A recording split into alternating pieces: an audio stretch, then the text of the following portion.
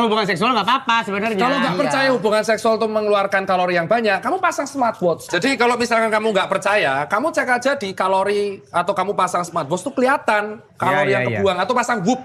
Whoop itu kan aplikasi yang dibuat sama CR7. Kanannya jam G-Shock, kirinya Whoop gitu kan. Nah ketika hubungan seks... Nyapu. Itu kalori yang kebakar banyak. Sampai kemarin kan viral tuh di thread sama di Twitter. Perselingkuhan ketahuan gara-gara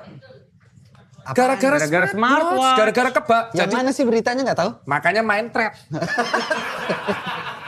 Males lihatnya dokter lagi ngamuk-ngamuk. Makanya main thread. Jadi di thread itu kemarin ada yang viral, ada yang dia nge-share, dia mengergoi pasangannya selingkuh gara-gara heart rate-nya tiap malam tuh 170 BPM. Oh iya? Iya, selama 5 hari berturut-turut. Lah, katanya tidur, kok heart rate-nya 170? Ternyata digenjot orang.